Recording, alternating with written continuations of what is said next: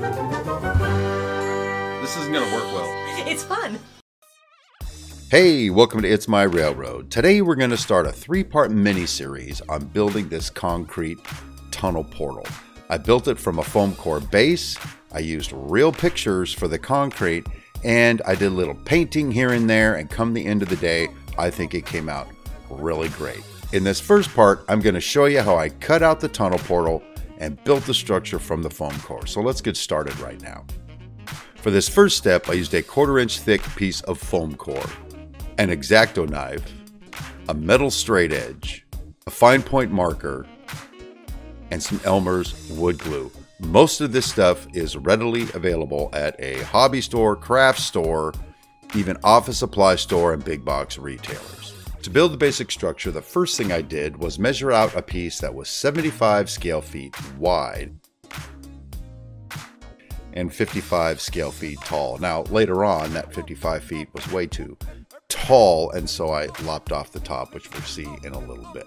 Then I brought my speed square in so I could get a nice right angle for the top of this. Now, that's not exactly the right tool to use, but it's what I had lying around, and come the end of the day, it seemed to work out all right.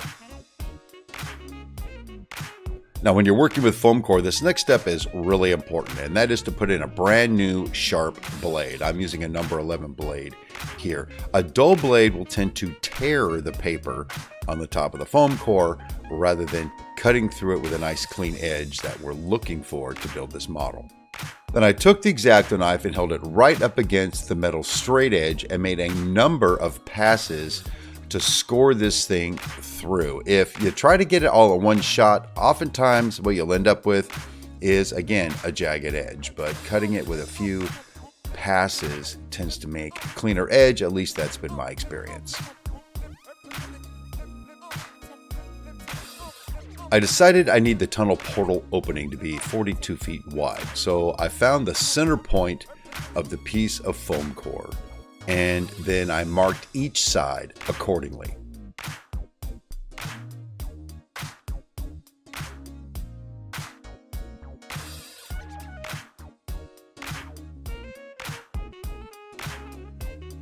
I also decided I needed the height of the opening to be at 24 feet. So again, using the metal straight edge, I just went ahead and marked that out.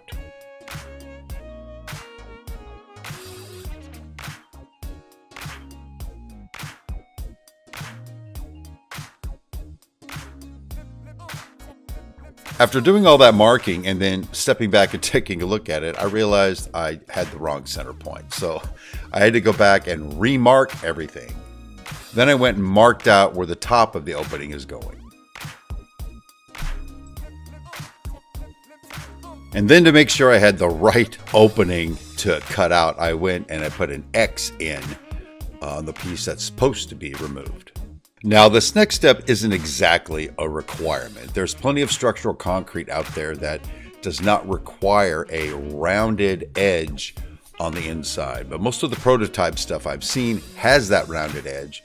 So I decided, what the heck, let's just put it in. So I decided this was going to have a 4-foot radius. So I marked out 4 feet from the angle point down both sides, on both sides of the tunnel opening. I don't really have a compass or anything small like that to make the curve, so basically what I did is I went in and grabbed some coins and kept lining up coins until I found one that had pretty close to the radius I was looking for, and then I just set it in place and traced it around, and this is what we came up with. Then, using the X-Acto knife, I went through and I very carefully cut along all the lines that represent the opening for the tunnel portal.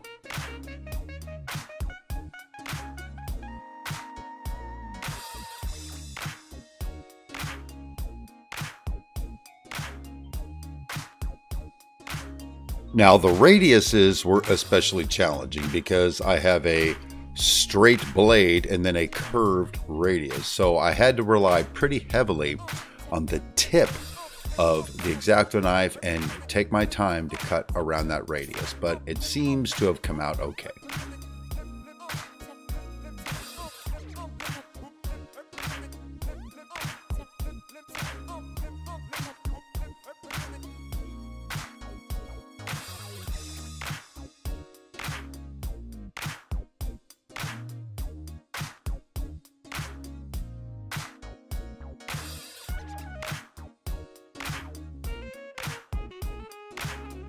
Now, if it seems the X-Acto knife didn't cut all the way through, don't just pull the piece off and tear the paper. It's going to make your life miserable further down the road. Instead, put the piece back down, take your time, and make some more scores through there, and eventually the piece will just come off.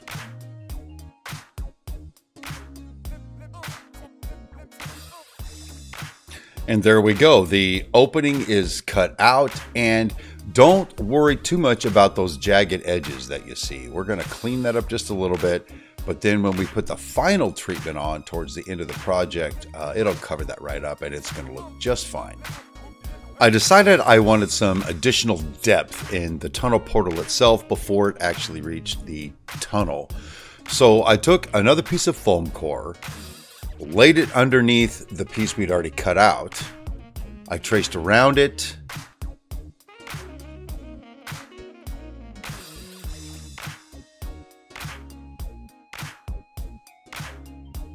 And then using the same techniques, went ahead and just cut an opening in this piece as well.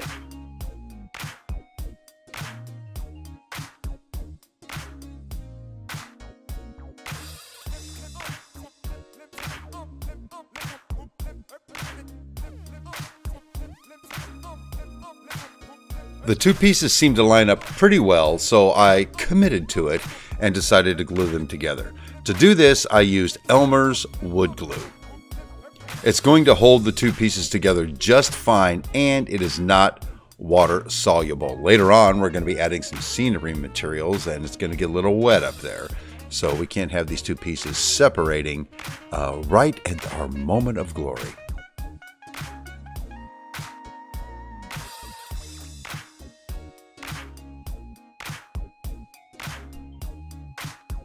The pieces seem to fit well together, so just to make sure everything is on the up and up, I took it back over to the layout, set it down to make sure one of our stack trains would clear it.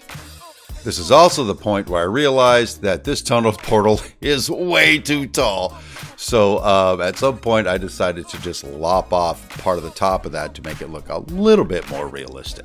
Everything seems to be okay, so the next thing to do would be to cut the wing walls for the tunnel portal. And this was very easy. I used the height of the tunnel portal and then cut a 1-to-1 ratio slope in a piece of the foam core. So basically we have two 45-degree wing walls that are going to be set 90 degrees to the tunnel portal itself. After cutting out the wing walls and making sure they reasonably fit on the tunnel portal face, I grabbed the Elmer's wood glue again and very sparingly, so I didn't have a bunch of slop, glued it to the wing walls and then glued them into position.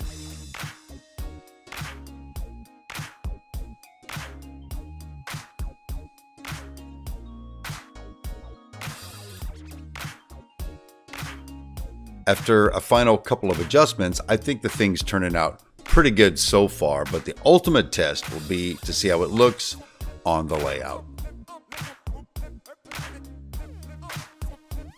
Well, there you go. There's the finished concrete tunnel portal structure made out of foam core.